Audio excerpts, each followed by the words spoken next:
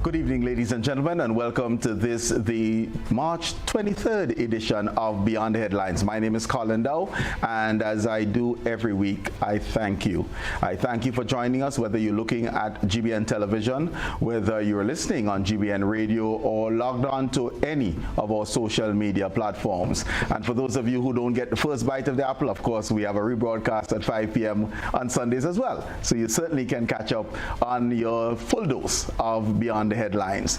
Before we begin this evening's program, let me offer my congratulations to the St. Andrews Anglican Secondary School for the fantastic performance that they delivered in both the boys and girls sessions of Intercall 2026. It was something to behold. Congratulations to the coaching staff, the staff, all of the athletes, and everyone else. Well done. Kudos to you. Kudos to all of the athletes who represented the various schools as well. As someone who never had the opportunity nor talent to represent my school in athletics, I say kudos to anyone who was good enough to be part of that top tier to represent the school. And as those who have been chosen, 71 athletes being chosen to move on to represent Grenada, one Grenada, the rivalry of the school system is over and the bigger picture starts to take play. Let me also, though, just sign off by giving a special shout out to who has been my heroine for the last 3 years, Annalisa Brown. And phenomenal talent in my view. I believe she can do whatever she wants, but I think it's time for her and her coaching staff to decide where her niche actually lies. This young lady won everything from the 200 to the 3,000 on the track. She is no doubt a talent. But if she is to maximize on her athletic prowess, if she chooses this as a career, her choice, we need to find out in which discipline she can be the best in the world and start zeroing in on that. It is not sufficient to be satisfied with the 35 plus points that she gives to Boca Secondary. We need to think of her and her career. Message to the Athletic Association, coaching staff of Boca, Principals Association, and Grenadians who are interested in the development of our youth. That's it from me, Intercall 2026. Look forward to seeing you in 2 weeks' time when we take on Carifta. But this week, we're going to be taking on a different type of celebration. Celebration coming out of the first convention of the Democratic People's Movement. The DPM had its first convention yesterday, and we have with us the political leader, Member of Parliament for the town of St. George, Peter David.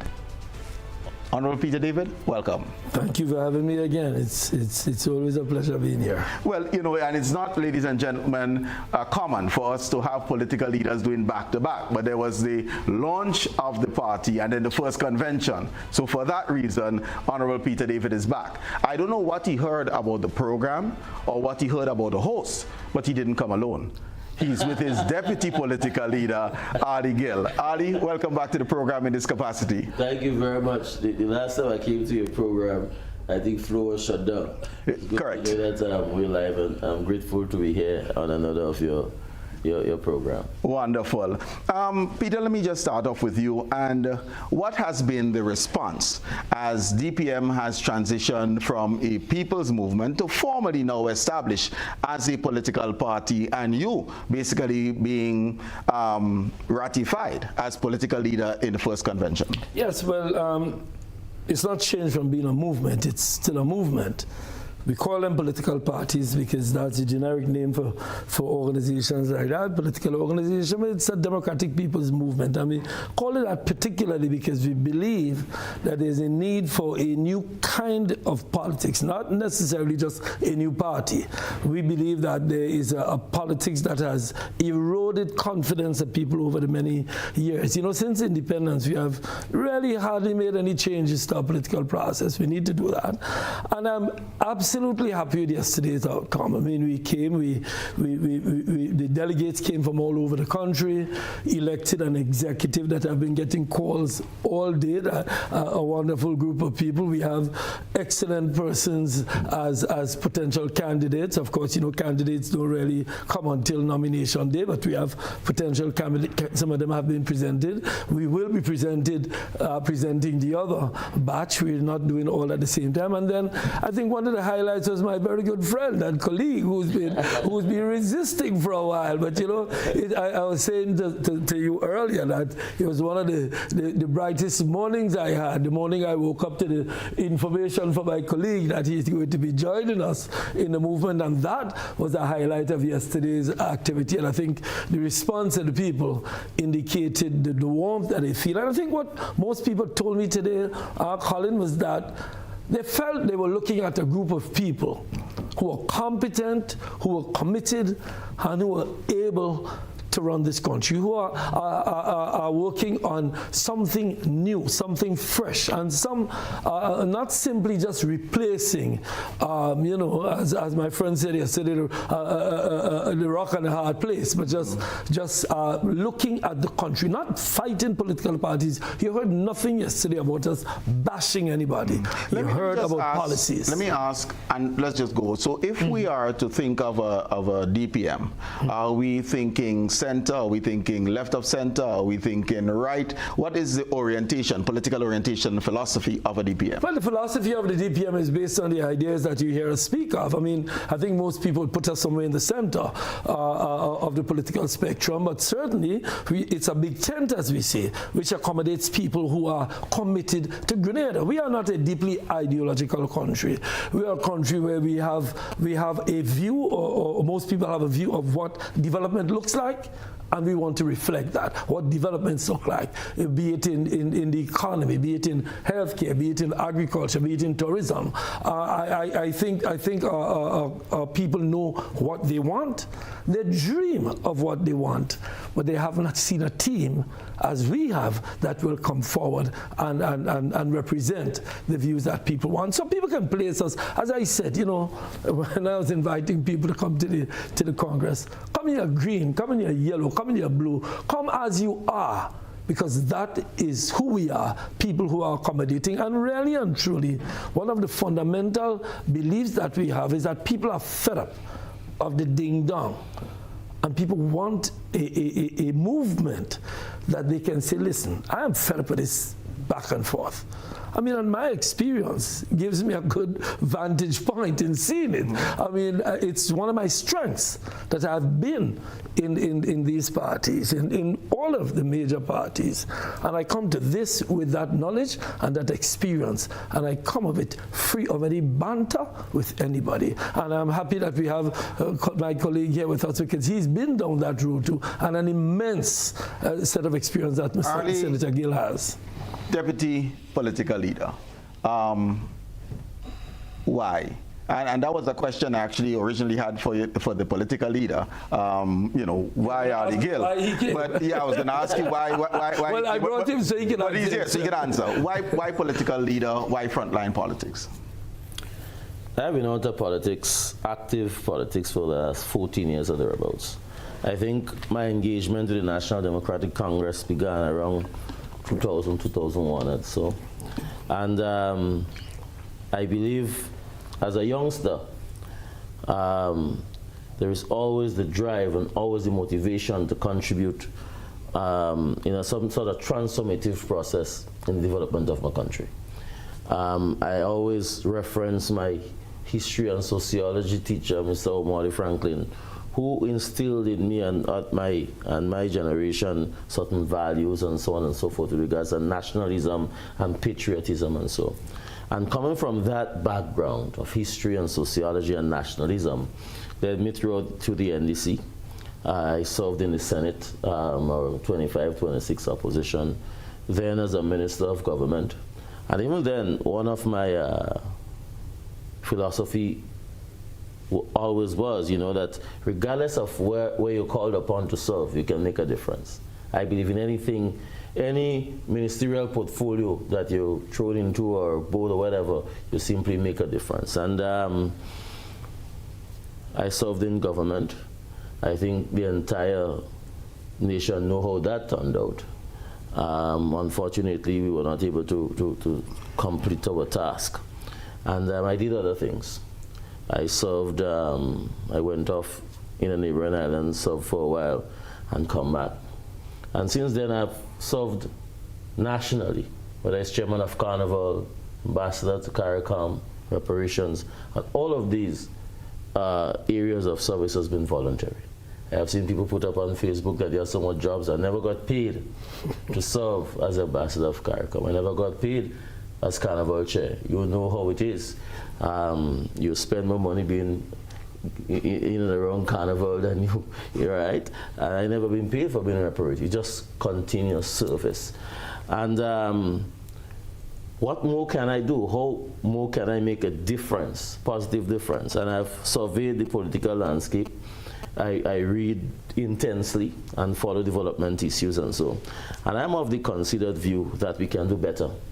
And this country can do better. But let me ask you this, because we didn't see you in the under the mango tree meetings of the DPM. So you seem to be a late convert. What brought you over to joining the DPM? Because you weren't there for the last year. Yeah, I believe the message of the DPM is what resonates with me.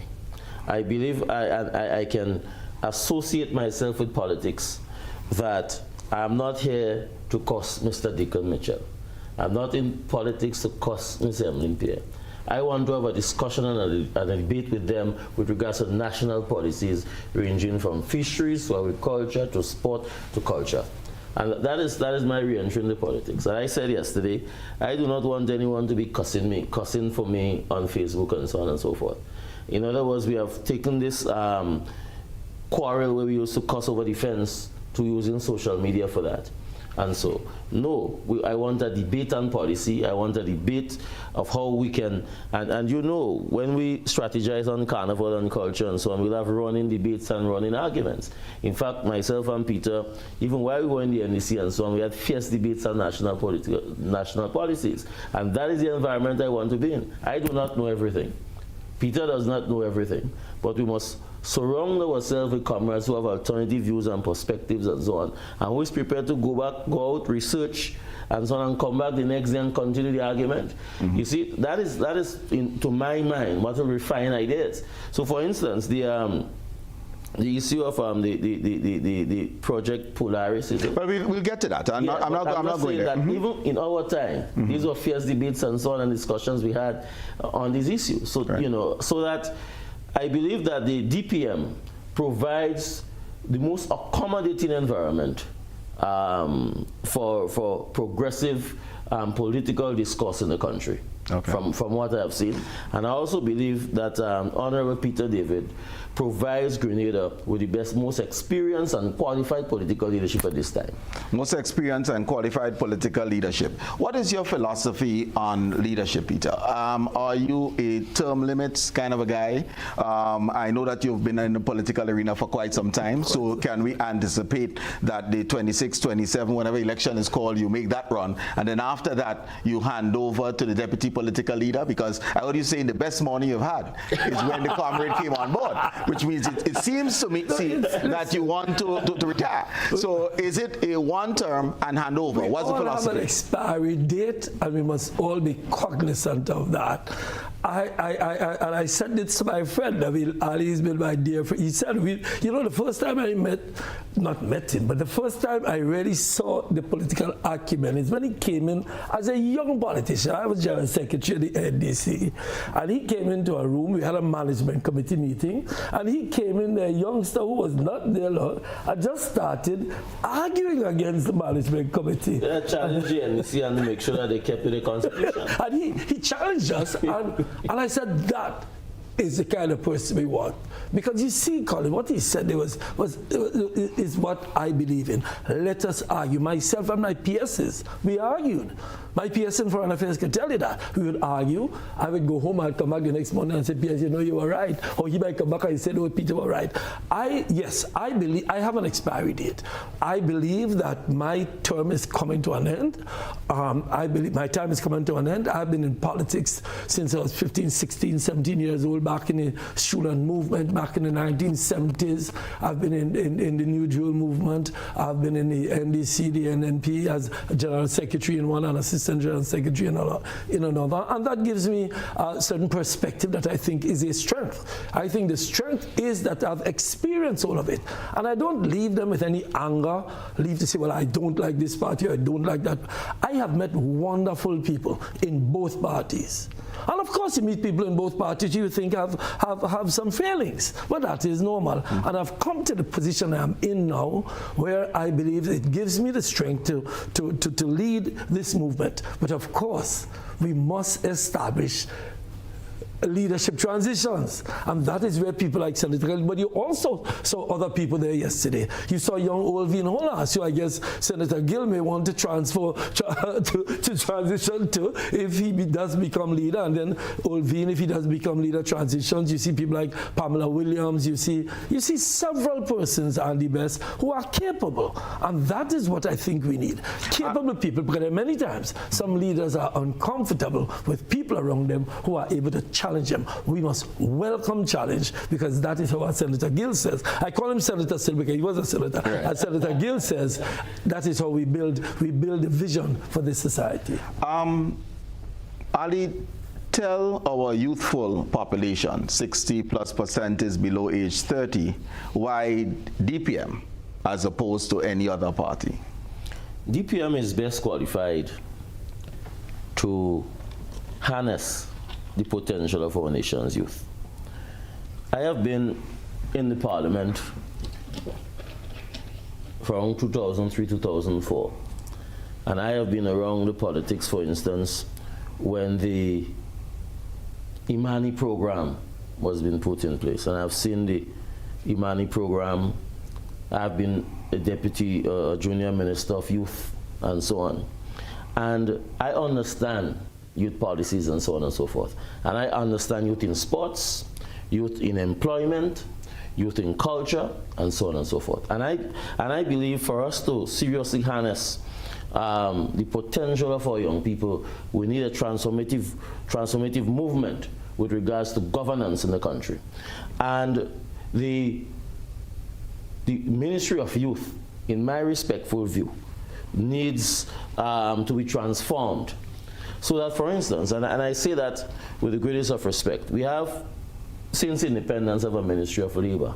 Yeah? And the Ministry of Labor, what it does is basically to deal with labor and industrial relations in the country and so on. We seriously need now an agency of employment to handle one of the fundamental challenges for young people is the issue of employment and unemployment. We need now not just a Ministry of Labor, we need a Ministry of Employment. And that can be housed in the same place.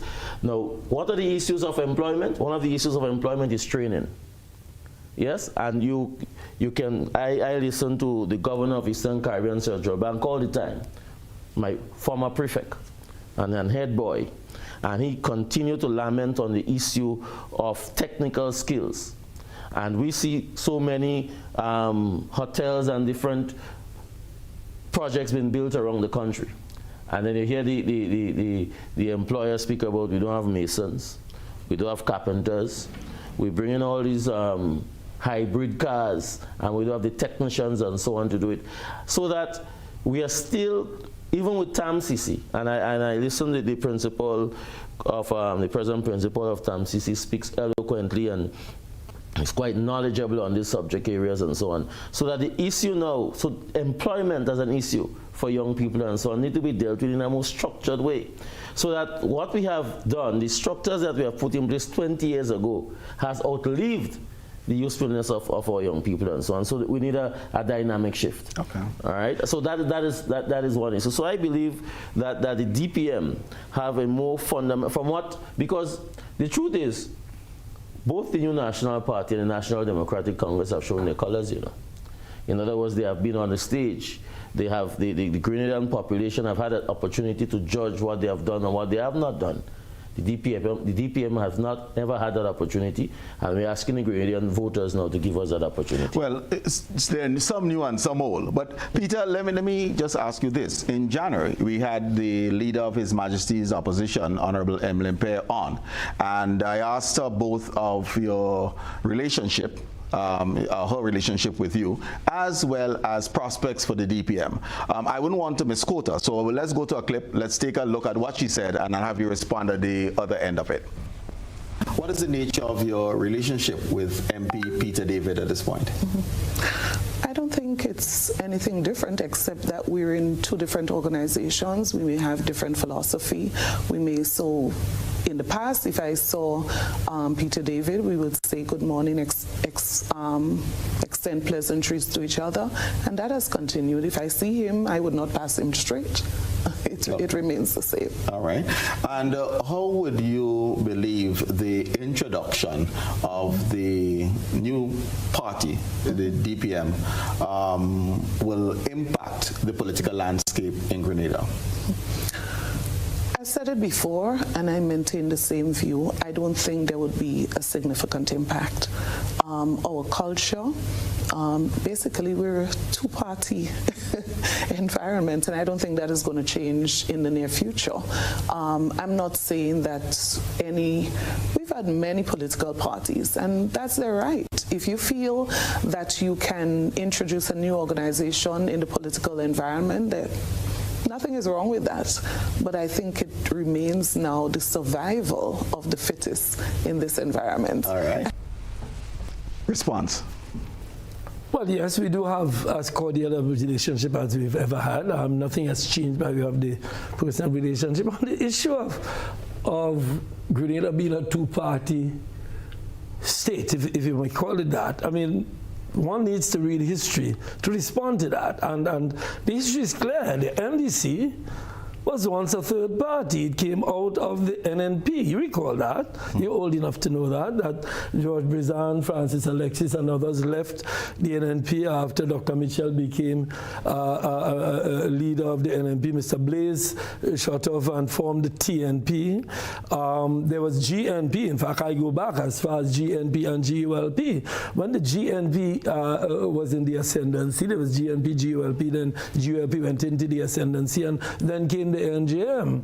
And in order for the GNP to participate in elections in 1976, they had to form a coalition with the NJM and the UPP. They were and who became the leader of the alliance, as it was called in 1976, was Maurice Bishop of the third party. If you would call it the third party, NJM became a third party with GNP, so GNP, GULP, and NJM, and then NDC, TNP, NNP, and those parties. So no, it is absolutely true that it does turn out to be two parties eventually, but there comes a time in our history when you have the two parties, then there is a new party. You can call it a third. A new party comes in, and one of the two parties enters into a steep decline, as the GULP did, and then in comes a new party or a new movement, and a party disappears and you go back to two. So I think in the long run you end up with two, but there are transition periods when you have three, one disappears and you end up with two in the long run. I don't know the statistics. I have a view that, well, somebody is going to disappear. The DPM is appearing. That we know. The DPM is appearing. Who disappears is a matter for the people of the country. I won't, we have views, but I won't make a public prediction, but certainly we are in the ascendancy. And if you listen to what people have been saying, in fact, when I turned on my gadget last night, I was seeing people saying, listen, man, these other guys out there have to be careful. This DPM seems to be on a momentum. And I'm sure everybody out there looking at yesterday saw a momentum, saw a group of people that are capable of running this country, saw a way we organize that was new. And I think those people out there are saying, listen, don't take these guys for granted. These guys are serious. Well, let me comment on that. That notion of two political parties have led both to a great deal of complacency. So that these political parties have not grown as political institutions. They have remained as vehicles for persons to ascend to political office. That's what it is. So that the constitution of both parties have not been adhered to when it has not been convenient for the political parties and the political leaders. And that's a historical fact. Because when one looks at the way in recent times from how Peter David was treated when he had the thought or the ambition to become political leader of the Union National Party, I think the entire nation knew what transpired. So that then it did not matter now what the constitution of the Union National Party says with regards to someone running to become a political leader of that party. You see, so that, you know, you can cast aside the rules and regulations as enshrined in your constitution. And so too, years ago, when a few of us was expelled from the National Democratic Congress, the Constitution provides for a particular procedure of how to expel persons in the political party, and that was never followed. You understand? So that is why I make the point that, you know, political parties, we have not built, these political parties have not grown as institutions in a real sense. You look at other political parties in the region, the PNM and so on and so forth, who have been for a long time, the Barbados Labour Party and so on, and these are political institutions where persons who belong to these institutions have a legitimate right, they follow their constitution, they are paying members and so on and so forth. You cannot say that about these political parties. These political parties, they remain by and large political vehicles for persons, so that there's a real sense, and that is one of the things that I feel offended by, that political parties in Grenada, that they can hoist anyone on the nation and say, this is what you have to vote for. That's their choice, because internally, these political parties are not democratic themselves. How can we then expect them to be guardians of a national democracy? When we look at their own institutions and how they operate, they're not democratic to begin with, but we expect them to be guardians of a national democracy. Peter, we saw 8 potential candidates being introduced yesterday. When can we expect the additional 7? I mean, I know you'd only need 8 to govern, but when can we expect the additional 7? The fact that we showcased, if you want to call it, 8 potential candidates, because I said we don't decide candidates until nomination day. The fact that we showcase doesn't mean we have others. In fact, the truth is, we have in some constituencies 2-3 people vying for the position, and we have processes that lead us to the position of who is the potential. Things can change between now and elections in terms of persons who are there and persons who are potential candidates. But we have others. We just chose yesterday. In fact, we have. And the question is, when can we expect? Within the next, we haven't set a date, but certainly within the next few weeks we will be. Oh, so within the next month. Next month, next 2 months, we'll do it, not necessarily one shot. Do you believe that St. Andrew is fertile ground? We had a number of people being named for St. Andrew and I believe St. Patrick's. Do you believe? The entire country is fertile ground. Here's what we determined to be fertile ground. We determined that people in constituencies and in the country where people are fed up with the disunity in the country, where people are fed up with the lack of planning, where people are fed up with the ding-dong back and forth, all of those people provide fertile ground. It is not that we are saying to people, don't vote NDP, don't vote NDC. We are saying to people, look at the movement as something that is bringing, we believe that unity is not a political slogan. Colin, you look for example, at the way marketing board has what has happened with market board. What has happened is that a government comes into office and they see it as an NNP project. So you say, listen, here's what we do. We review it. And it's been 4 years, it has not been reviewed. National health insurance. These are things that if we had unity, for example, transition periods where both parties meet and discuss. We have environments where people meet and discuss as a people, not as a tribe. You heard me yesterday when I said we have no enemies. Our enemies on the unemployment, on the development.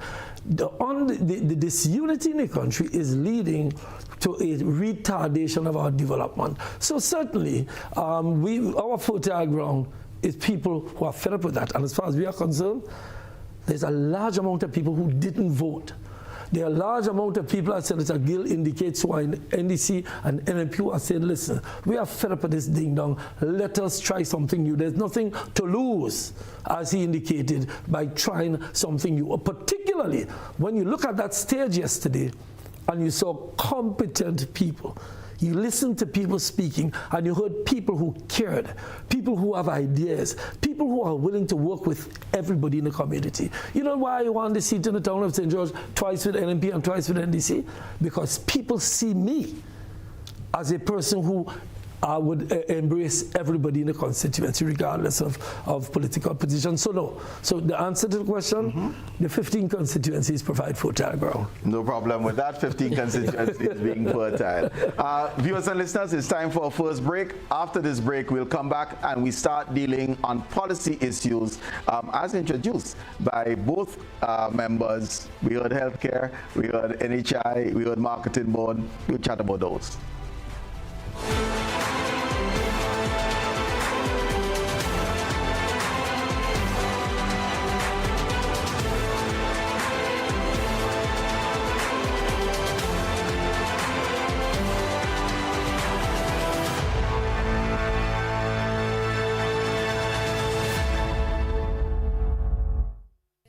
Looking for a fun, safe, and educational way to keep your child engaged this Easter season? Destined to Win Tutoring and Aftercare Academy invites you to our exciting Easter Fun and Learn program. From March 30th to April 10th, 2026, children ages 5 to 13 can enjoy 2 full weeks of learning and adventure from 7:30 a.m. to 4:30 p.m. Activities include kite flying, arts and crafts, reading, mathematics, games, face painting, and an exciting field trip. We also offer preparation for the MCT and CPEA exams to help students stay ahead. The cost for the program is $200 with a registration fee of just $50. We're located on Tempe Main Road next to Ned's Rental. Spaces are limited, so register early before March 27th. For more information, call or WhatsApp Mrs. Bartholomew on 405-8282.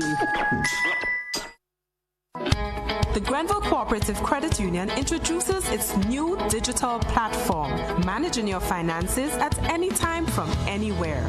As a part-time student, balancing work and studies can be a real challenge. But with GCCU's digital app, these worries are no more. My parents can now remotely transfer funds to my account and I can check my balance at any time, giving me the freedom to achieve my goals. My days can be long and tedious. With this app, I can ensure my loan is paid on time, transfer funds to someone else's account, and check my balances. I don't have to rush to do business during my lunch hour or after work anymore.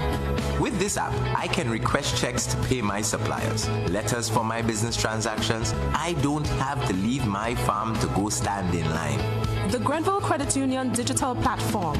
It's convenient and secure banking right at your fingertips. Download the app today from the Play Store or App Store or call 442-8602, 459-4325 or 416-8467 for further information.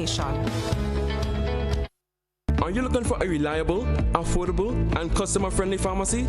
Look no further than Hills and Valley Pharmacy, the nation's leading healthcare products and services provider. We are committed to serving you at convenient locations. Find an extensive and affordable selection of prescription and over-the-counter drugs and medical supplies at Church Street, Hillsborough, Carriacou, Jubilee Street, Grenville, St. Andrew, near the bus terminal, and Halifax and Grenville Street, St. George. Our committed team is always available to offer valuable assistance for managing your health and wellness. Discover the additional benefits of for our wholesale distribution on Halifax Street and our Medcare Center on Grenville Street, where we provide in-house physiotherapy, massage therapy, doctor consultations, and eye care services. Our commitment is to satisfy all your healthcare needs, including competitive prices, loyalty rewards, and special discounts for seniors. Contact us at 435-6904 and WhatsApp 535-4734. Choose Hills and Valley Pharmacy. Remember, your health is our business. When the day's done, there's only one place to be. Jump it up. April 25th and 26th, the Kirani James Athletic Stadium comes alive. It's the Classic Lighting Communal Credit Union Invitational Games, the final showdown. Come witness all clubs battle for glory one last time. Gather your posse, take your stand, and jump up for Bankers Association, Hubbards, DigiCell, Huggins, Brenlek, Nawasa, Prisons, Police, Busmen, and Flow. This is rivalry. This is passion. This is Grenada on fire. April 25th and 26th. Kirani James Athletic Stadium. Don't miss it.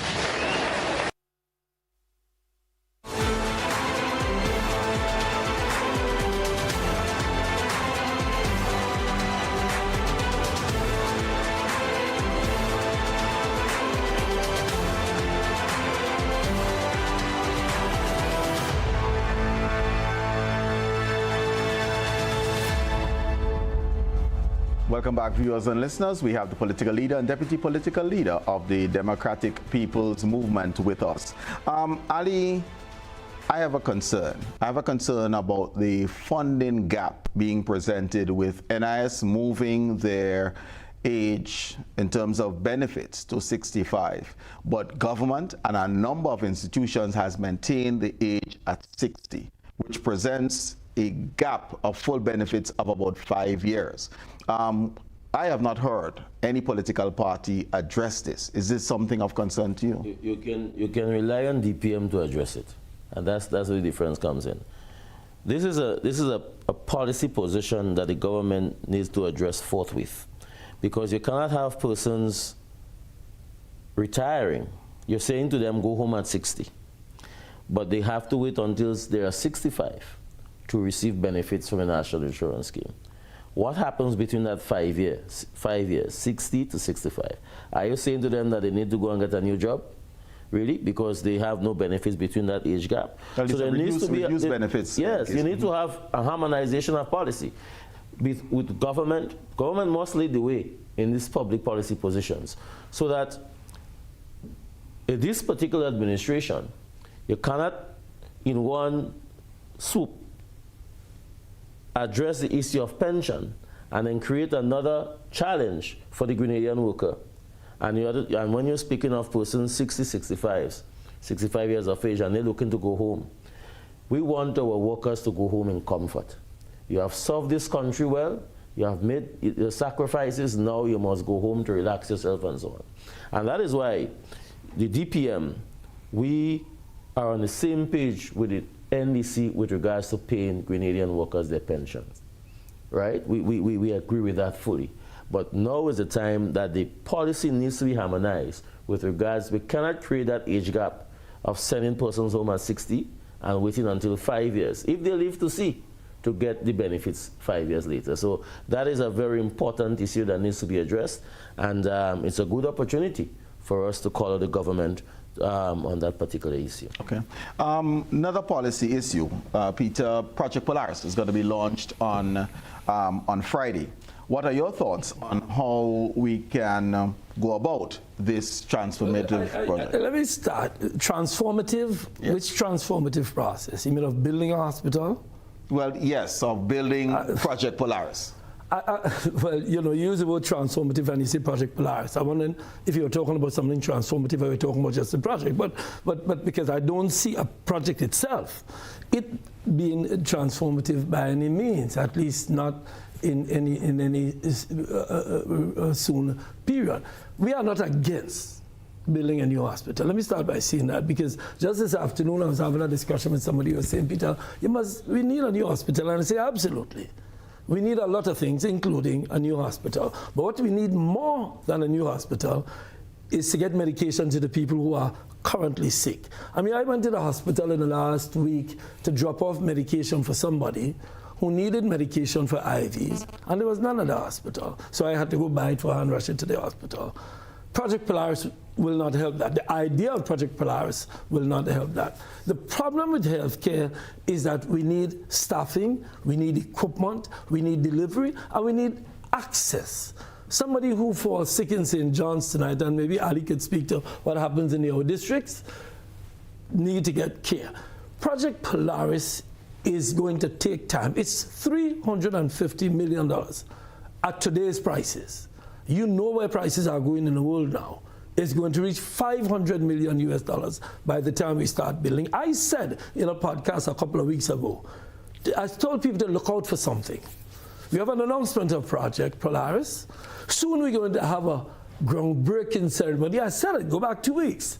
And then after the groundbreaking ceremony, we are going to have a statement from the government which says, we are breaking the ground, so you need to vote us so we can complete. Let's go there, because we can't say that we need a new hospital. We know that there's been challenges with supply and with human resource. Right. So let's hear what is the resolution. How do we do all of the above? Because I believe you will agree that the people deserve all of the above. And we ought not remain on Granitang Road to get to aspirin. We need to transform. So how are you, as DPM, going to assist in conceptualizing a transformative Project Polaris? We had a national health insurance arrangement. This, if you listen to young Holas last night, he was involved. It came to the point where it was signed, we were waiting for legislation to get it done. What did the current government do? They said we are going to be reviewing it. Just as they said with Marketing Board. It's still being reviewed. There was an arrangement in place after years of work by the previous government to get national health insurance that was going to deal with some of the issues of health delivery. And now we are hearing that they're talking about national health insurance again. What we had in Grenada has now been implemented in St. Lucia, and they're talking to Guyana about it. Let me ask, is that true? Is it being implemented in what we had in Grenada is being implemented in St. Lucia? And I ask you this from the standpoint, no one has been able to share what the funding formula for the NHI has been. And if you can't fund it, you can't have it. In Grenada or St. Lucia? In Grenada.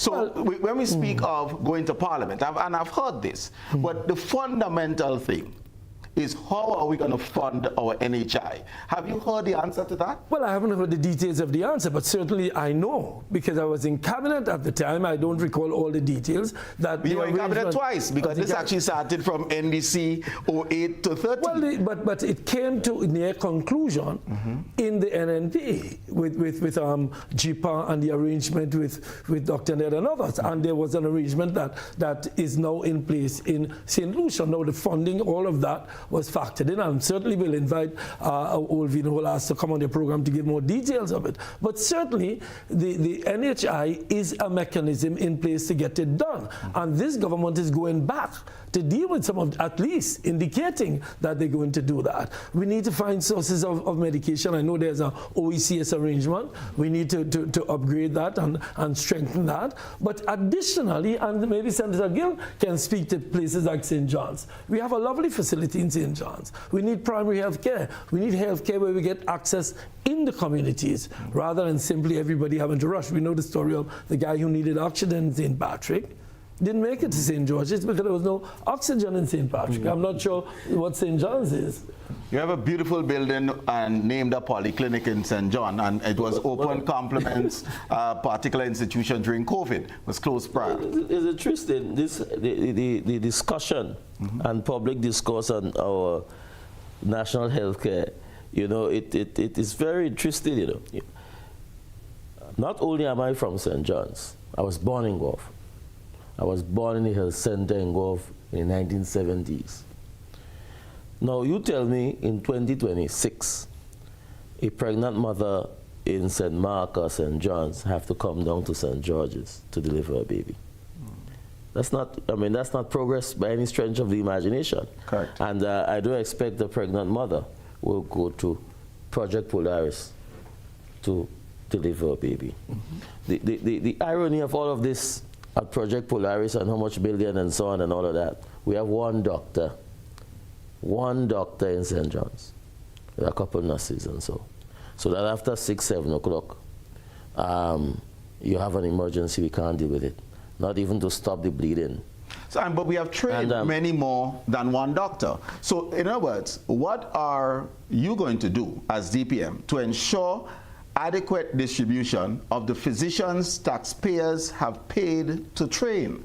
Not adequate. We have to hire the physicians and we have to pay them well. No. Because part of the problem is with the post-staffing is that our nurses and so on are being pilfered, for want of a better word, to go to greener pastures, so to speak. Right. We train them and so on, but they are more lucrative markets that they can go and apply the trade. So that we're always short of nurses, we're always short of doctors and so on. I heard the Attorney General last week. But I still ask in terms of the plan. Yeah, yes. I heard the Attorney General addressing the issue of the Cuban doctors and health professionals last week. And she said that the agreement that the Grenada government had with the Cuban government for health professionals came to an end in 2023. And in 2026, they are now in the process of renewing that agreement. And I say to you, that in a real sense is state neglect. Because the Cuban health professionals have provided essential services for where we were lacking in Grenada. So that historically, one of the most strategic investments that were made in the health sector in Grenada was by the People's Revolutionary Government, by the training of doctors and other health professionals and so on. Now, in this particular, how are you going to staff Project Polaris? That's the issue, that's the question. So that you have a beautiful building, the technology is available, how are you going to get the human resource personnel? But that is my question, because Grenada has trained upwards of 300 physicians, and we are scarce of physicians in Grenada. I'm asking what the DPM is going to do about that. Is it Cuba? Is it Nigeria? Is it getting Grenadians to come back? What's the plan? First of all, we have to keep what we have. We have to make the package lucrative enough for our doctors and health professionals to remain. And it's not just cash by payment and so on, but we have to look at housing. But would you also believe that an adequate facility is important to retention? And therefore, it can't be Granny Tang Road. No. As the honorable political leader pointed out, I give me title tonight. Because these political leaders and so on, they like them. So that's the kind of banter we have. Colin, no Grenadian is against the construction of a brand new hospital. No Grenadian, and the DPM certainly is not against it. But we are saying that while you're building Project Polaris, you have failed to address the issue of primary health care in the country. Secondly, you're building Project Polaris now. There must be a strategy in place to train health professionals that will ultimately staff the Project Polaris. Secondly, we have to start devising a strategy of how we will be able to create a lucrative enough package to keep our Grenadian professionals at home. And trust me, in the courthouse and so on, we get to interface with all the doctors and so on. And the salaries of doctors and nurses and so on have been paid is not satisfactory. And that is why you see mostly all doctors and so on, they have their private practice and so on and so forth. Because they're training, you know, the sacrifices that they have made and so on, they are not properly compensated. So these are things that the DPM, and I am not the spokesperson on health, but I believe I've been in town long enough to understand some of the rudiments on what's happening. Because Peter, let me just get you in here. Yesterday you spoke essentially of the ingratitude being perpetuated by governments in the termination of the Cuban medical brigades. How would you respond as political leader and if being in charge of an intervention to the pressures that are being brought to bear from the north and maintaining the personnel that we have here because we are short on these critical healthcare disciplines? You know, the ancestors or forefathers, when they conceived of federation and then CARICOM and the OECS and all of these integration movements, it was because we knew we had more strength together than individually. And I lament not Grenada's position alone, but CARICOM's position. Because I think if you look at recent experience, and I know there are Grenadians who are absolutely upset with this, you know, when Eric Williams and Burnham and those champions of the past, and Manley. You can say Eric Gary too, and okay. Yeah, Eric Gary too, Eric Gary. Eric Gary too. When these champions forged CARICOM and Federation of T.A. Marisho, it was so that we can confront at the time the colonial powers and now the imperial powers with strength. And we can't do it alone. So that's one of the challenges we have, that CARICOM seems to be flaking off. And when you listen to speeches, for example, the so eloquent and deep speech yesterday by my friend Mark Brandley out of Nevis to talk about what we need to be doing in the Caribbean, and he's made other comments in other places. So yes, Grenada has to do what it has to do, but I begin by saying that CARICOM as an entity need to be more grateful to Cuba. I remember the story, and I say this all the time, every time I get the opportunity. When Maurice was at the airport, Pulse Airport at the time, and a woman, she was crying, and Maurice asked her why she was crying. She said her son was going to study medicine. And Maurice said, why are you crying? She said, because she never thought that the son of working class people would become a doctor. At the time, it was more the affluent members of our society became doctors. And since then, throughout the Caribbean, you cannot go into a hospital anywhere from Jamaica in the north to Trinidad in the south without there being Cuban doctors. And Cuba did that for us when they had nothing. They trained our doctors and asked for nothing in return. They sent medical personnel. So I'm saying... I'm going on what is our strategy. Our strategy for what? You mean, what do we do with Cuba? We first come together and recognize that the first step in integration is to recognize the need for integration. To recognize that if we flake off and become individual entities, we are all going to be picked off individually. And it's been happening. So we first recognize, you know, if I hit you like this, it's much softer than if my fist is closed, because together we can achieve more. So I lament that, and I'm saying we need to strengthen our integration system. I know there are going to be differences. There will always be differences. But we all, and I think Grenadians, you know, I was saying to somebody yesterday that all Grenadians from all classes, from all strata, recognize what Cuba has done for us. So in Grenada, we must also do what I'm saying we should do in the region. Come together and let's talk about Cuba. Don't hide it. I mean, I know there's a challenge of visas, but and the challenge of the U.S. imposing some kinds of restrictions on us. But you know, Cuba is important to us. And as I said to one U.S. ambassador once, I said, you know, we need training for doctors. We need it. And Cuba is providing it. So while you may lament it from a geopolitical standpoint, our people in our communities, Cuba is helping them. So we have good relations with the U.S. Listen, I believe our country must continue to have excellent relations with the U.S. We must do nothing to affect that relation negatively. Okay. But so must the U.S. in relation to our needs. Let me also ask this in terms of another policy issue. And you're a former Minister of Agriculture and Fisheries. Sure. Why did it take a ban for us to resolve a 2016 issue in terms of compliance with NOAA? You know, I was having a conversation in the vehicle outside with my marine expert who's on my left. He's a maritime expert studying it, and he is much more eloquent on it. I have my views, but Senator Gill can speak. Why did it take a ban? Because this is a 2016 issue, so it crossed administrations. Yeah. Which administration it crossed? Not the DPM. Well, but the former Minister of Fisheries is here. I was never Minister of Fisheries. Agriculture did not follow Agriculture was separated from fisheries. Oh my, what a dodge. I know you. But he sat in cabinet. I sat in cabinet. I acknowledge whatever errors were made. But why? It's a serious issue, and so rather unfortunate. You know, I believe this is not one that one may want to play a political game on. But I believe that from the first time I heard the news, it can only be properly categorized as state neglect. State neglect, and the state have to take responsibility. 2016, the government of the day would have kicked the can down the road, but they did the proper thing in asking for the extension. So they have asked for the extension. And up until the last elections, the extension was in place to do what needed to be done for us to ensure that our fish exports to the U.S. But that was 6 years of doing nothing. Of doing nothing. Yeah, and that may be so. So that that administration have to take its responsibility for not doing what needed to be done. And there can be no defense for that.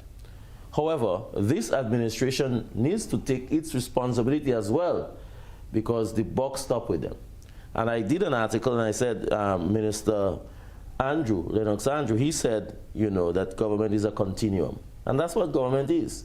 So that at an election, government doesn't stop, it continues. So that on recognizing that there was this extension in place, or else, because only so much extensions you could get. Right. At the end of the day, you have to do what needed to be done. This government had 3 years in which to put its house in order to ensure that our fisher folk get benefit from the export, which is a $1 million industry, which impacts not only fishermen and fisher folk in terms of the fishermen and the persons who do the sales, but it impacts serious economic activity on rural communities. Right, at the tongue of Gulf, Foban, Soubise, Petit Martinique, Caracou, and so on. It impacts the economy by millions of dollars. Now, so that political glory also comes with political responsibility. Yes? And this administration, they need to take responsibility for the ban. Yes, the New National Party was there from 2016, but they asked for the extension, they secured the extension. This government have to take the responsibility. Now, be that as it may, this government, they have moved, they have passed the relevant legislation, but there's a tremendous amount of work that needs to be done.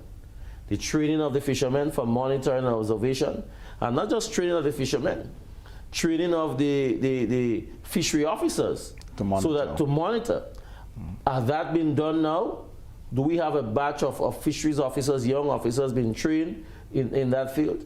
Now the technology, the logbooks and so on, the moving of the hooks, the type of hooks that had to be used for fishing and so on, all of that needs to be done, so it's a process.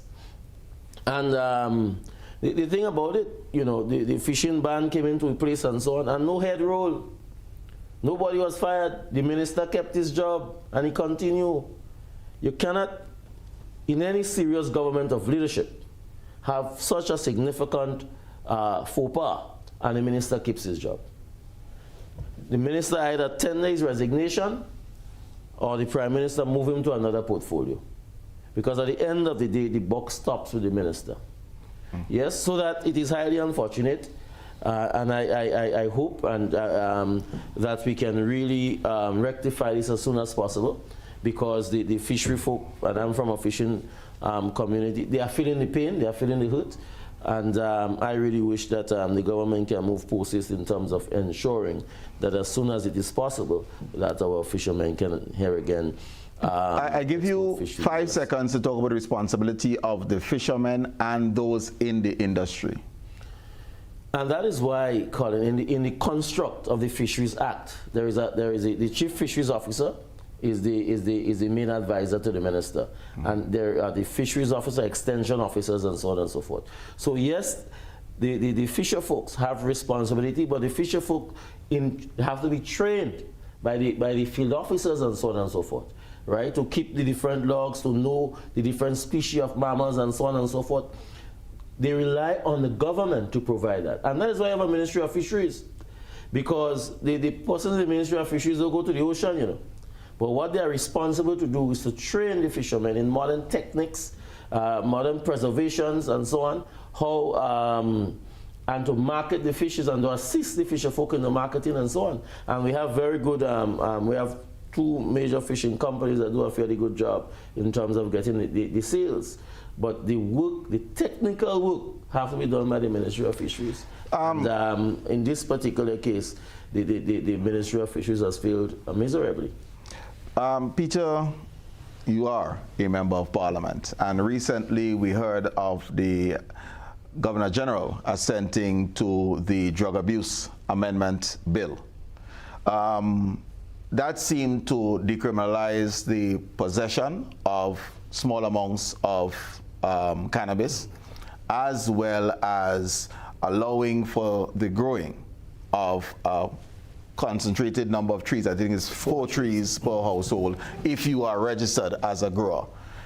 But no, the 4 trees is not for the grower. The grower is another right. So that's personal. Yeah, the 4 trees are personal in your house. Right. Yes. But I hope to be wrong. There is nothing there about the medicinal exploitation of cannabis. So it may seem to the casual observer, we had a much of hullabaloo, and all we did was legalize smoking weed. Well, I think it went a little beyond smoking weed. There are still plans and discussions about about the industry. I don't think there has been a framework set up yet for the industry. But even with the legislation itself, I mean, there are certain challenges that we are already finding in the court. So, for example, you say you can have 4 trees. Now, these 4 trees will produce cannabis for a while. So when you cut down the 4 trees, you can plant back 4. So you have to make sure you smoke the 4 before you plant back the 4. It's a little bit of a difficulty we're having in the courts. Where I'm going is really and truly this 100 miles to north. When we are talking NHI, we give the St. Lucia example. 100 miles to the north in St. Vincent, there is a regulated industry. Right. And we have not gone there. Why didn't we go the full gamut? Because we have not really. You see, again, this is when politics becomes a major issue. You know, I have had extensive discussions when I was Minister of Agriculture with Soboto, Caesar, and St. Vincent. And they have an industry. Of course, I think the Caribbean is late in coming into the industry, and it's going to be difficult to compete with Canada, the US, and these huge countries that have these big industries. But certainly, you're right. We have not done anything. I think they waited 4 years. I mean, the promise was made. You see what, again, here's the politics of it. And you see, NMP talked about the decriminalization of a small amount. Rather than sitting with the NDC, we've done extensive consultations and so on. They made a promise to the people that they're going to legalize in order to upend the NMP's decriminalized claim.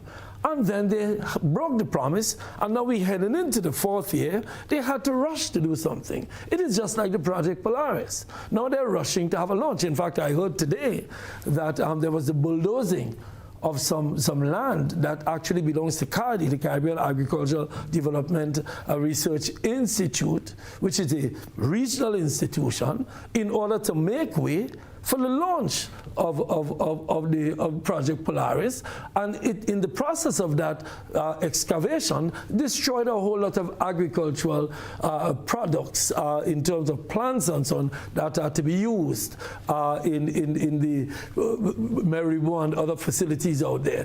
The point I'm making is you make promises and then you rush in the end to get the promises done at the end of your tenure, and in doing it the way you do it destroys a lot that in terms of what has been done. So down at the site, I understand, I mean, it can be verified or maybe rebutted, but certainly in a rush to have the launch, so that this launch of Project Polaris can be a political tool for the election campaign to say, well, listen, we've launched it, allow us to build it. Because if you elect the guys, they don't want it, so they won't build it. But in the process of doing that, you've destroyed valuable agricultural plants that we use to develop the agricultural industry for political purposes. I think the cannabis legislation was passed because a promise was made and not much thought was going into generally the industry. So from a DPM standpoint, we would see a building out of the medicinal use and the production in terms of a structured production for medicinal use, the testing, etc.? Of course, we'll have to look at that. I mean, the experience of St. Vincent must be brought on board. I'm not sure how far St. Vincent gone. It's been 4 years since I've discussed it with the Minister of Agriculture in St. Vincent. They were having some challenges. The size of our country is and the ability to produce large amounts is something that is a challenge. We may have to have very exotic strains of it, because of course we have to sell high quality. In fact, I've always said that about the Grenada. Because of our size, we have to find things that can exist in a small country but have high price. That is why our cocoa, for example, our cocoa brand is good. It's being used as a mix because of its strength, as a mix for other chocolates. So yes, we have to look at that, but certainly we're way behind now because of the years that it took to get to this stage. We're way behind other industries. In fact, there's a large importation of all kinds of brands of cannabis. We see it in the courts, Kush and this and that, and from other countries that are very high end. Whether or not we can compete with that and whether or not we want to go down that road is something we need to have a further discussion with, because certainly it is not as easy as it appears to be. All right. Viewers and listeners, go ahead. Before we run off, is that for some reason we do not seem to be on the ball. And we have identified that in this, the passing of cannabis legislation, we are late. We are arguably the last country in the English-speaking Caribbean, or at least the OECS, to pass such a legislation. And if we come in last to pass such a legislation, then we should have the best law in place, because we have an opportunity to look at the best practices and other legislations that would have passed in other territories. But for some reason, we are not on the ball. And that annoys me somewhat. Okay. That's all I say. There's a reason for that, but we'll all right. Viewers and listeners, it's time for us to take our second break. And when we come back, we certainly invite you to share your comments. 440-1252, that will be the number. See you shortly.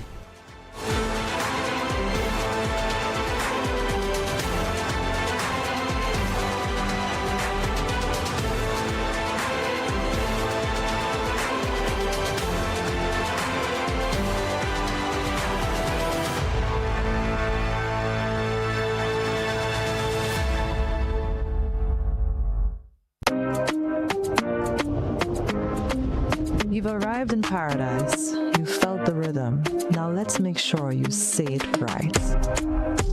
Hey, my name is Florian. I'm from the beautiful Aida Perla cruise ship. So today, like we Germans say, we are in Grenada. But I heard in English it's called Grenada. Say it right. Grenada. Say it right. Grenada. That's right.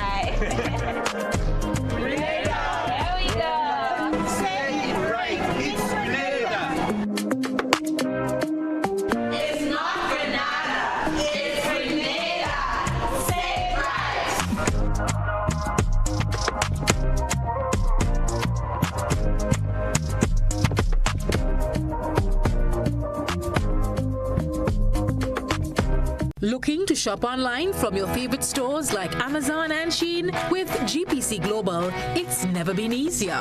Get your very own US address and shop from around the world. With GPC Global, you can order the latest trends and must-have items, all delivered straight to Grenada to your closest post office for your pickup. We offer the cheapest rates, and our service is reliable and quick. No more waiting for weeks for your packages. Your satisfaction is guaranteed. Join the Grenada Postal family today and start shopping smarter. Visit us online at www.grenadapostal.com or call us on 437-POST. That's 437-7678. GPC Global, your gateway to the world. Hello, I'm leaving the house right now. I'll be there in 20 minutes. Life gets hectic. That's why I registered for myaccount.grenleg.com and chose paperless billing. It was simple. I went to the site and clicked sign up. I then tapped find my new account number, typed in my old number without the zeros at the front, and got my new account number instantly. The new account number is also in the app under the Balances tab or at the top of any recent GrenLec bill. I entered my new account number and the total amount due on my most recent bill, then filled out the profile information and subscription sections. They sent me an email to create a password and sign in.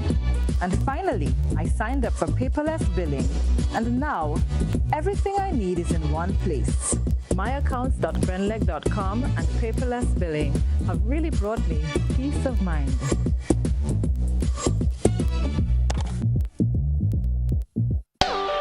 Kids Planet, located at number 3 NIS Complex, specializes in everything for your children from newly born and upward. At Kids Planet, you will find clothing, school bags, hair accessories, sandals, shoes, strollers, car seats, bathtubs, baby bags, swings, walkers, playpens, and many more. So what are you waiting for?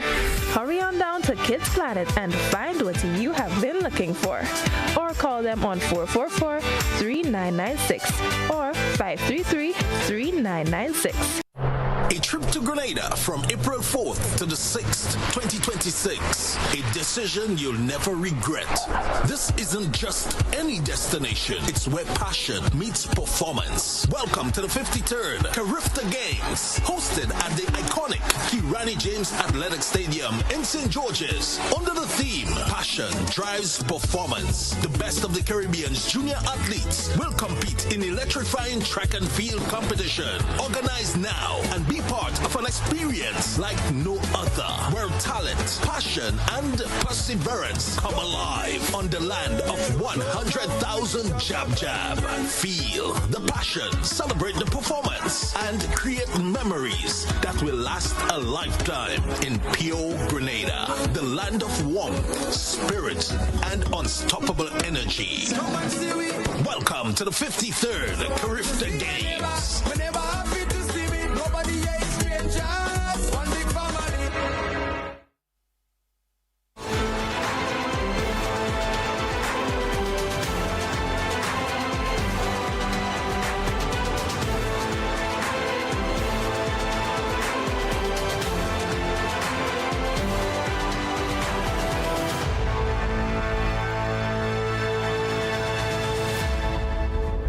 Welcome back, viewers and listeners. We have the leadership of the DPM with us this evening. We hinted to it, we spoke about fisheries, but any specific developmental plans on the blue economy as you have contemplated? And I know, Arley, I'll just look at you and I'll give you this one. I will just say briefly that I have prepared 2 documents when NDC was in government from 2008 to 2013 on the blue economy. So that's nothing new to us. Okay, so we have a caller online, so let's just take the caller. Good evening, caller. Welcome. Good evening to the host and to the guests. The name is Citizen Rollo. Just a brief comment and then a 2 questions. Just to put some context to my question, in 2002 I inform or remind the people that a document was presented to the people of Grenada relative to orientation to what we should do to bring the Constitution up to date. It was identified by a team set up by the then Governor General called the Commission for Constitution Reform, led by Nicholas Liverpool et al. It was identified that neither the second paragraph, neither the document terminating Grenada's associated state with the United Kingdom, nor the current constitution are resolutions in the Parliament of Grenada, and in fact on the face, imperial orders in Council of the Queen's Most Excellent Majesty. Their words, not mine. This document was hidden. It's how many years after? 2002, 26, that's 24 years. Nothing is being done to modify and the patriation of the Constitution, in other words, making it our own. Begs the question, therefore. And as why before I say diversity, I welcome the diversity in the political arena in this here country. I welcome it because we needed that. It's absolutely great thing for the country. What would the new political party led by Mr. David and Mr. what's his name again, Gill, do in this respect In other words, are you prepared to take this matter to the people in referendum? 2/3 majority, which the so-called imperial order makes mention of. Are you prepared to go that far?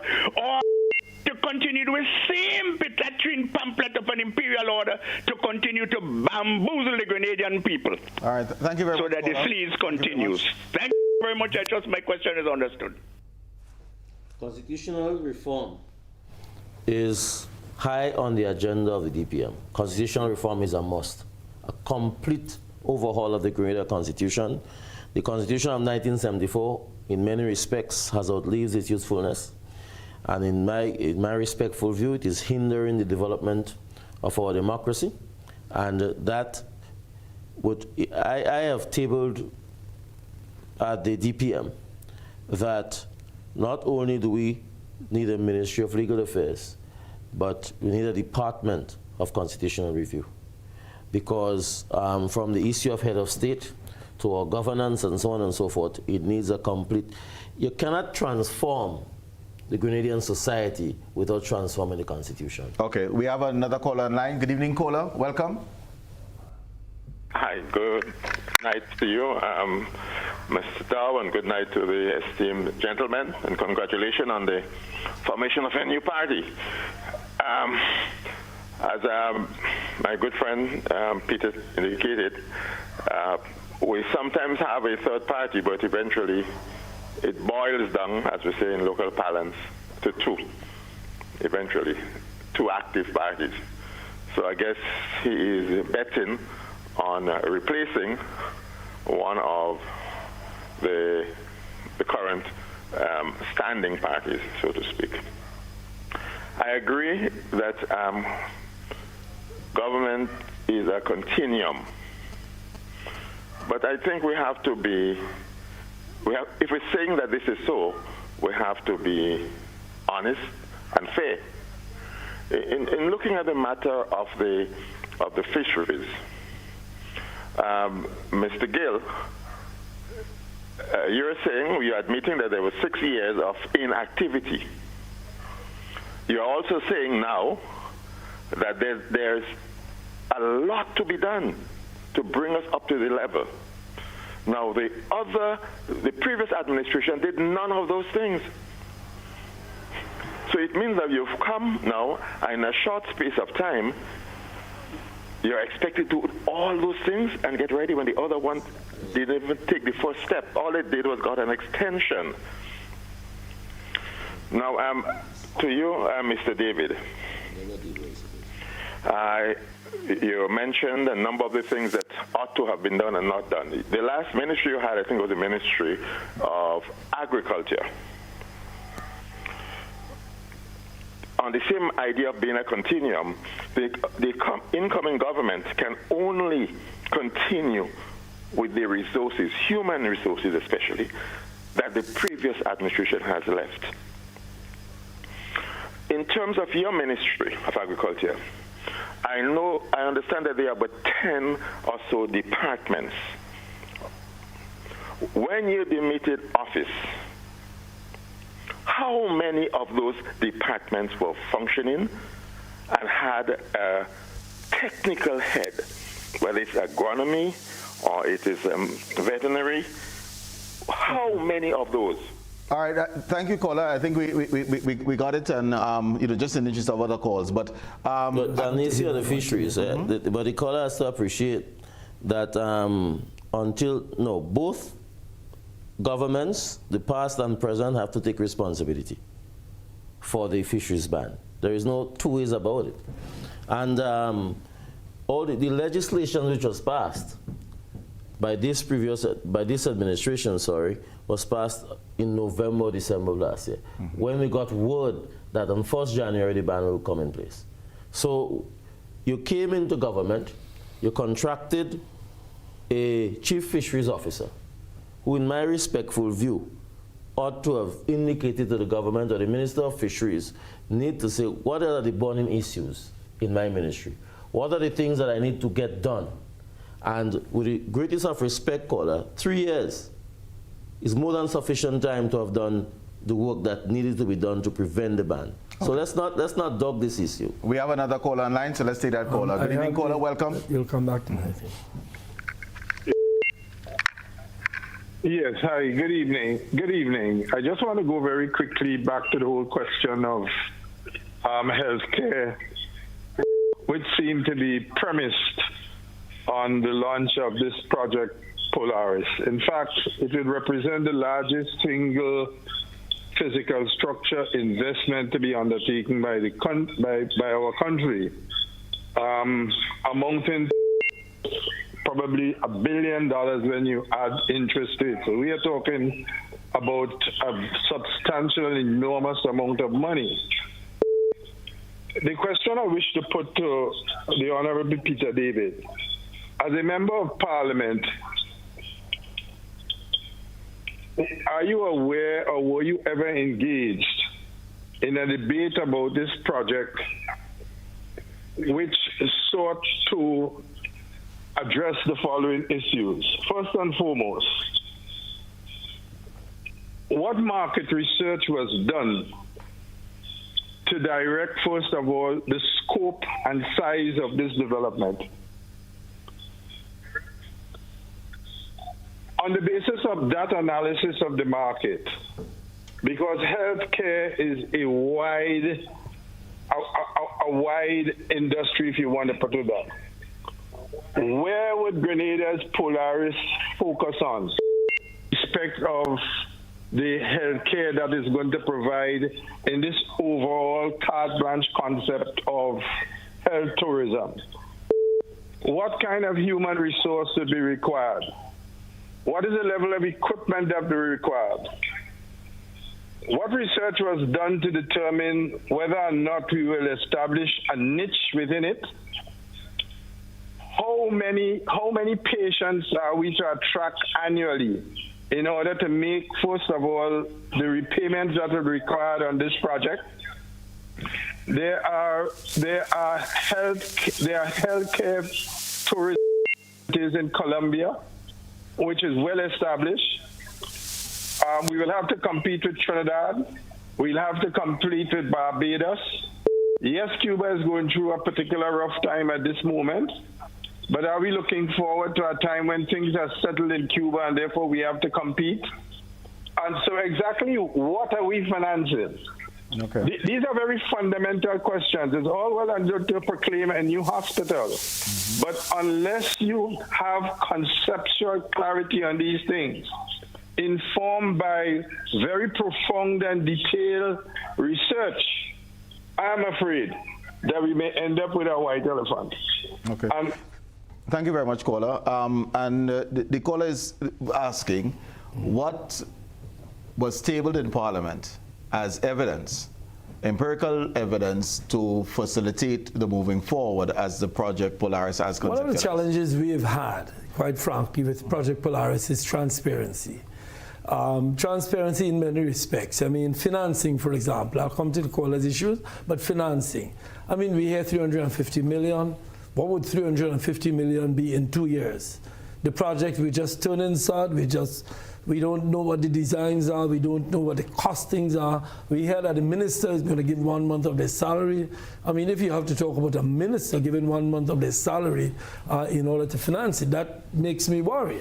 It makes me worry that really and truly there is no real serious financing plan. So the government needs to be more transparent on the issue. But I agree with the caller 100%. We need to do research. We need to do research on the viability of the project, but not only research on viability. What are the diseases we have in Grenada? What should we focus on? What should we not focus on? What should we say people could go to Barbados or go to the US to deal with, to get? We have a question of economies of scale in Grenada. How much we invest for a particular But what I heard from the caller is that the Project Polaris, by concept, must be a health tourism activity to generate revenue.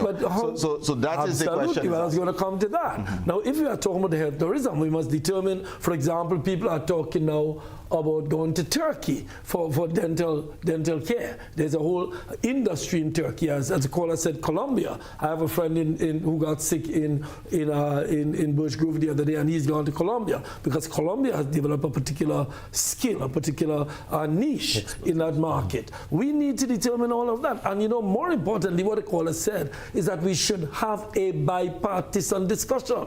This thing is being clouded in all kinds of secrecy. We need to know healthcare is not for the government. Healthcare is for the people. I represent the people of the town of St. George, and all of our MPs represent people in various constituencies. So the caller is absolutely correct. A lot of it is shrouded in secrecy, and I hate to say this, but it seems to me that it's being sold to us as a political tool rather as a serious project for dealing with the healthcare issues of the people, many of whom are sitting in a hospital now trying to get medication, many of whom have diseases that they don't know where to look, and we are giving them this hope. But I'm not sure, because I can't report to the people I represent that I have been given the information that gives me confidence that this project is viable. There is going to be a groundbreaking, there is going to be an announcement.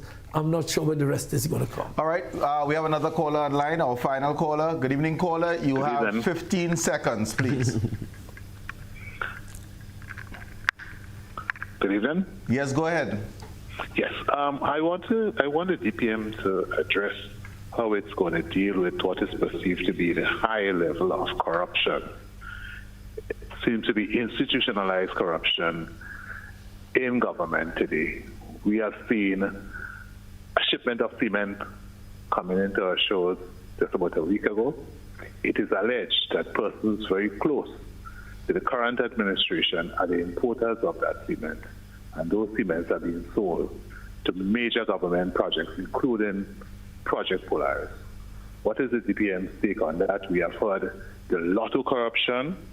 We have seen a chairman being removed, but no other consequences. It is understood that that individual is still a member of the board of directors of Cleveland Concrete. How is the DPM addressing institutionalized government corruption? All right. While examples were drawn, the allegations of corruption is not new.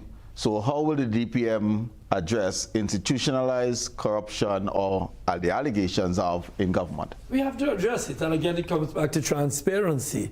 We have to ensure that monies intended to go for the people are spent on the people, and if there are allegations of corruption, the government must respond. I mean, these things have been out there. I can't verify them. I can't say yes or no on these issues, but the government must come and say something about these allegations, because when people lose confidence, that is how our societies deteriorate. People lose confidence and they believe, well, if these guys are corrupt, well, who am I? Why do you condemn me? I just thief in a little bit of thing. You thief in big thing. I'm not saying these things are happening, but I'm saying the government must come out and say something so that people are confident that monies are not being used. But I want to make another point before we close, Colin, if I may have a minute. The public service. We need to ensure that our public service is fit for purpose. The caller earlier spoke about getting, the heads of departments in agriculture. I mean, the people in the Ministry of Agriculture will tell you, those workers at the senior levels, that I fought my head off trying to get people appointed to the senior positions. It was difficult, largely because the Public Service Commission, established by the British way back in the 1970s, remaining as it was, is not fit for development purposes. We need a public service that is nimble, that is trained, that is professional enough to lead in the development, because the state, in countries like ours, small developing states, the state plays a major role in developing big projects. Hospitals and roads, and the major projects in this country are run by the state. Most of it is guided through the public service. But the public service was not set up with that intent. And even if it was in 1974, in 2026, it has to be a different public service. That is why I absolutely agree when Senator Gill, Deputy Leader of the DPM, says that we need to have public sector reform and constitutional reform that changes things that have existed for over 50 years, maybe the only country. No, I guess there are others in the region. After 50 years, we've not made a single change. We have cell phones now. We never had cell phones then. We have all kinds. We have AI. We need to have a public service that's fit for purpose, and one of our major challenges will be a public service that can do well in terms of be part of the development agenda rather than simply be what it is at the moment. It's closing time, so I would want some closing comments, but I want you, prior to your closing comments, to speak to the DPM's view on education. It would be remiss of me not to ask about education. So DPM's view on education, you can respond as you wanted to, and whatever your closing comments may be. Unless and until we have established a public watchdog institution and given the necessary tools of enforcement to look after public investments, we are going to continue to have the issue of corruption in the public place. The Integrity Commission has been established. The Office of the Ombudsman and so on have been established. These are institutions that have been established to minimize, in as much as is possible, corruption among public officers and persons in government. However, in the construct of the legislation, it gives the government the say on who to appoint on the Integrity Commission and so on. So you come back to your friends there. So that unless we developed an institution, public institution, where the government of the day does not hold the sway of appointing the person in charge, person in charge of that public institution, we are going to continue to have this issue of corruption and allegation of corruption. Having said that, though, you need to have the leadership in place to ensure that such an institution can be established. You need to have an institution, you need to have the leadership in place with the moral capacity to ensure that while in government, he or she do the utmost to ensure that there is fairness, there's transparency, there's accountability in public office. And that is why I believe the Honorable Peter David have the necessary and the relevant moral capacity to lead a country where, I'm not saying we will eradicate corruption, because when you look at the public, so you get corruption at all different levels and so on, but I believe that Peter David have what it takes to ensure that the public purse is managed and the pilfering of public funds does not go into the pockets of individuals. So that the leadership that you elect, a prime minister or a leader of a government can use this bun pot, telling kettle back and so on. If NNP do wrong, NNP do wrong. If NDC do wrong, NDC do wrong. DPM do wrong, DPM do wrong. Need to establish one standard across the board. NDC, NNP, DPM. And if we establish one standard, I believe we work towards attaining that standard. You can't say that because NDC do something wrong, NNP do something wrong, I could do it too. I do not want to do wrong what other political parties or politicians want to do. I want to aspire to be the best that I can be. And that is what I want to hold my colleagues out to do. On the issue of education, we touched a little bit on education with regards to the technical training that is needed so that TAMCC needs to expand. And I have given a lecture in TAMCC 2-3 weeks ago. We need a new campus for TAMCC. The days when you just simply put an additional building in that facility, I went GBSS, I went National College in those days, and what we're seeing now, I don't know, man. And that is why, you know, one of the issues I probably have with Project, I don't mind spending 300 with Project Polaris and so on, but there are so many needs. And how do we then, because as I said, the definition of politics is the distribution of scarce resources. We need a new campus for TAMCC, a modern campus to develop the young minds for both technical subjects and academic subjects, inclusive of agriculture and so on and so forth. But I say to you that one of the moving thing, and you want us to Lego the manifesto tonight or not? Go ahead. I find you asking a tough questions. No, there are no tough questions, but let's move the needle with information. But I say to you that the aspiration and one of the pillars of the DPM with regards to education is to ensure that we have in every household a first degree. In every household in Grenada, our mission is to ensure that in every household we have at least one person with a university degree. And the DPM will deliver that to the Grenadian people. All right. You have an additional closing comments, or you're good? Could we start again? I think the answer to that is no. So I will defer to your political leader. In closing though, I want to encourage persons to listen to the plans and programs of the DPM. I believe that we have men and women committed to serve. And we are providing the Grenadian population, the Grenadian public, with an alternative that is by far the most attractive political alternative in this political environment. I believe that Peter David brings to the table the experience and the expertise in this very difficult geopolitical time. And I believe that the leadership of the DPM is unmatched by any political party in this country. All right. Peter, your closing comments, but, I want you just to, because Ali just pointed to the fact that, you're probably the man for the hour in terms of the geopolitical climate. We had requests for radar that we deflected, requests for deportees that might still be a conversation. There was a fishing ban that we lifted. We have work to do. April 2nd, visa ban may come into effect. We have a travel advisory hanging over our head. How do we respond in this close proximity to the U.S. and still thrive as a Grenada? And I heard your earlier comments about the need for CARICOM unity. We know that there is no unity in CARICOM. That's just our reality. So how do we respond in this geopolitical environment? Well, let me first of all recognize the challenges faced by our leaders in the region, including Grenada. It is a challenge because we are living in the footprints of the United States, one of the most powerful countries in the world.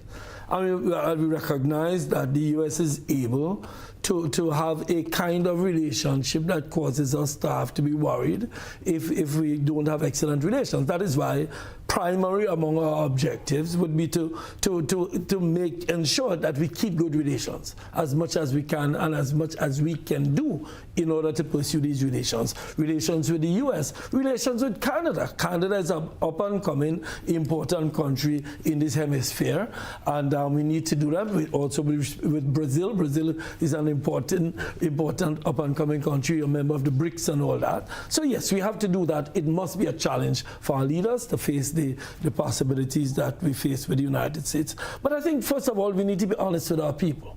I think the way the issue of the radar needed to be more open with our people. These are things, while the politicians have to be, I understand the back channels and what you do, our people have to become involved, because you'd be surprised how much our people gives us the courage to fight on. That is why I make public comments on Cuba, because I know, I've been around for a long time, that our people want us not to be ungrateful to Cuba. So we have to explain that to our friends. We have to talk to the U.S. I remember and I recall when we had the energy crisis in 2009. I had just become the foreign minister, and I went to the United Nations and I requested a meeting with Hillary Clinton's man for this hemisphere, a gentleman named Thomas Shannon, and he was the chief of the hemisphere for the State Department. And I told him straight, I said, Mr. Shannon, your country has problems. That was the time, it was the time of the economic crisis in the U.S., and you can't help us because you have your own crisis. We have an energy crisis, and we are going to be developing relations with Venezuela. I didn't hide it and sneak it. I said it straight. And his answer to me was, well, we can't oppose you for doing that, but if you are good friends with Venezuela, and we have a problem with Venezuela, and you are good friends with us, we can come through you. So there are ways through diplomacy diplomacy, but we must use diplomacy. Diplomacy must continue to be the way forward. You have both public and private diplomacy, and I think we need to have competent people. It brings me to the Ministry of Foreign Affairs. We need to have foreign service officers that have developed relationships over the years in these State Departments and foreign ministries throughout the hemisphere and throughout the world. We must recognize that our foreign ministry is a critical economic ministry for our country, and it's not just going and having visits and tours and waving flags. It is a place where a lot of what we get. So, for example, in terms of assistance from the People's Republic of China has been absolutely critical, and it came through our establishment of relations with the People's Republic of China. Cuba has been very critical. Morocco has been critical. I helped establish all those relationships and enhance those relationships. Why? Because they can assist us through crises. So yes, I understand, Colin, that prime ministers have challenges.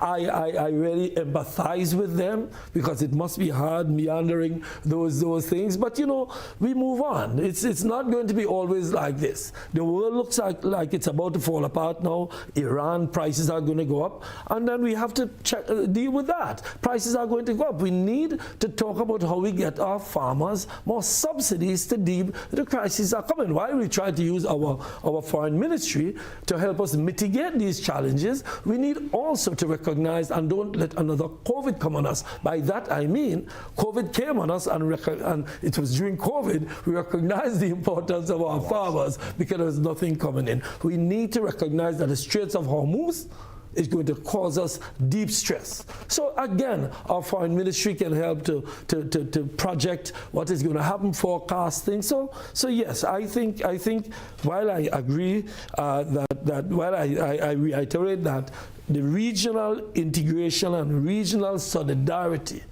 not only the region meaning the English-speaking Caribbean, but throughout Latin America, while I recognize that we in the country also have to come together. And this brings me to another point, that we as a people must participate in those things. And I find too much that, again, it brings me back to my mantra.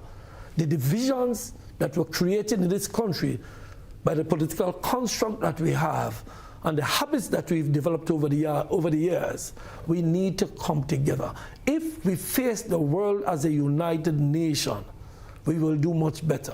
But we've split it into tribes. That is why we say we want we've even spoken about constituency mechanisms that bring the constituency together. So unity is also a critical thing, and it also helps us in meandering through these rough waters that our Foreign Affairs Ministry must traverse. But you know, it's difficult, but we can do it. We must get it done. Closing comments? You know, yesterday was a great day for us in the movement. Yesterday, I've been listening to people all day. You know, there was a display of competence. I felt very good, Colin. Nearly came to tears yesterday looking at what we were building, because there was no bantering, there was no cussing of this party and cussing of that party. There were people in the crowd who I saw came from NDC, and maybe they're still in NDC. People in the crowd who came from NMP and maybe still in the NMP. And they were there, and they participated, and they were hopeful. Hopeful not because we are going to necessarily only win an election, hopeful because there was a group of people who appeared concerned with this country. As I said it in my address, my enemy is not my NMP neighbor or my NDC neighbor. My enemy is poverty. Our enemy is underdevelopment. Our enemy is lack of education, lack of training, lack of finance. All the things we've spoken about tonight. And I am of the deep belief, and people know me over the years speaking about this tribalism. That is why I was able to leave not leave both parties, but to not be in both parties, being expelled from one and denied opportunity in another one, and have friends in all of them. I have no enemies in the NB or NDC. You know why?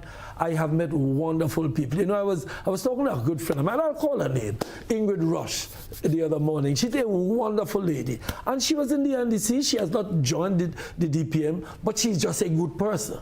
So for me, it's people like her that inspires me.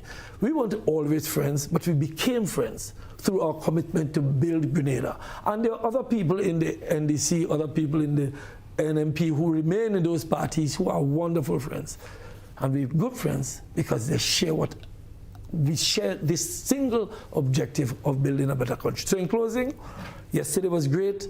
We move now to have meetings throughout the country. We have in my yard. I think we're going to my friend in St. John's. We're going up to his yard soon to have some discussions. We are going to be getting from the people what the people want. We are going to be focusing on our agenda. You've heard about our agenda, which focuses on food security. It focuses on jobs for our young people, and it focuses on getting our unifying our country. So these things on healthcare, critical again. So we are going to be going into the communities. Here in the communities, I'm going into my constituency in the town of St. George. There are some people who say Peter not running the town of St. George anymore. Nonsense. I'm the MP for the town of St. George, and when I cease being the MP from the town of St. George, you would know my retirement is around the corner. That is a seat that I was born in, I represented, and I love the constituency dearly. I will be running as Member of Parliament for the town of St. George. So thank you, Colin. It's been a pleasure. I know I've said a lot, but you gave me the time, so I took advantage. I believe I heard a campaign speech for the town of St. George. I didn't allow you to stop. Honorable Peter David, Senator, is the Brandon, Arley Gill of the DPM. Senator. Welcome. Well, thank you both for your sharing and certainly the conversations,